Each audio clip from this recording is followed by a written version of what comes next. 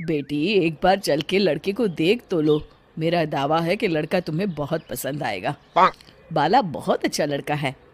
हाँ हाँ बेटी, हम लोग तुम्हारे दुश्मन तो नहीं है। किसी अच्छे लड़के से ही तुम्हारी शादी करवाएंगे ना। आखिर तू हमारी इकलौती बेटी है। अच्छा ठीक है माँ, अब ज्यादा भावुकतापूर्ण शब्दों का इस्तेमाल ना करो। मैं चलने के लिए तैयार हूँ। चलो फिर, बिना देर के हम सब चलते हैं। सभी बाला के घर पहुंचते हैं। अरे क्या बात है बहन जी, अभी तक आपका बेटा नहीं आया? जी बस आता ही होगा। तभी वहाँ बाला आता है। लो जी, आ गया मेरा बेटा। ये लोग तुझे देखने आए हैं और ये इनकी बेटी नम्रता है। बाला के सर पर बिल्कुल बाल नहीं होते। ये देख नम्रता और उसके परिवार वालों की आंखें फटी की फटी रह जाती है। ये तो टकला है। हे भगवान, माँ पिताजी, आप दोनों एक टकले से मेरी शादी करवाने वाले थे। अरे ये तो पूरा उजड़ा चमन है। देखो बेटी, इस तरह किसी का मजाक उड़ाना गलत है। किसी के बारे में इस तरह की बातें नहीं करते। बालों का क्या है, वो तो आते जाते रहते हैं। लड़का टकला है तो क्या हुआ, इंजीनियर है, अच्छा खासा कमाता है। आप चुप रहिए जी। इसकी तरफदारी इसलिए कर रहे हैं क्योंकि आपके भी सर पर बाल नहीं है। मैंने तो आपसे शादी कर ली, मगर मैं अपनी बेटी की शादी एक टकले से बिल्कुल नहीं करवाऊंगी। अरे ये क्या, कब से आप लोगों ने टकला टकला लगा रखा है? और माफ करना, तुम भी कोई हूर की परी नहीं हो। तुम लोग मेरे घर में आकर मेरी ही बेइज्जती कर रहे हो। निकल जाओ यहाँ से। हाँ हाँ तो जा रहे हैं ना, हमें भी यहाँ रुकने का कोई शौक नहीं है।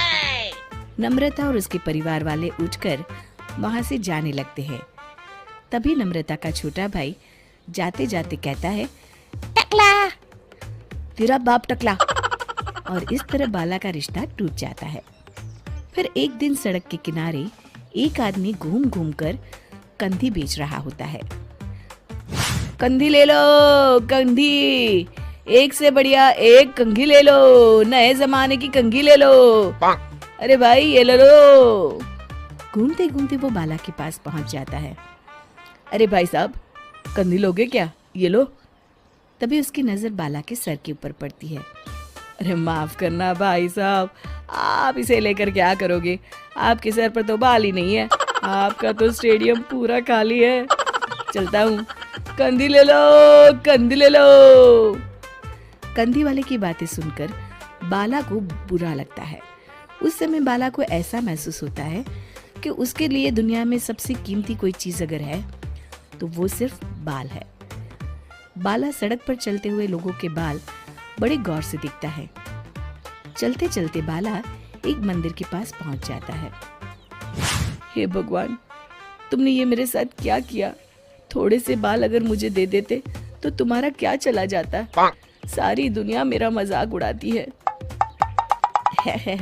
अरे भाई, आज पहला इंसान देख रहा हूँ जो मंदिर आकर भगवान से अपने लिए बाल मांग रहा है। बेटा, भगवान ने तुम्हें सब कुछ तो दिया है। अच्छी सेहत है, अच्छी नौकरी है। लगता है तुम्हारी तबीयत ठीक नहीं है। घर जाओ, सब ठीक हो जाएगा। बाला वहां से चला जाता है। घर पहुंचकर बाला खाना खाता है और अपने कमरे में सोने के लिए चला जाता है। फिर सुबह जब बाला सोकर उठता है तो आईने के सामने अपने आप को देखकर हैरान हो जाता है। बाला के सर पर एकदम घने बाल आ जाते हैं। बाला खुशी से झूम उठता है। अरे ये तो चमत्कार हो गया, मेरे सर पर बाल आ गए। लेकिन ये हुआ कैसे? दोस्तों, अगर आप इस कहानी का दूसरा भाग देखना चाहते हैं तो हमें कमेंट करके ज़रूर बताएं।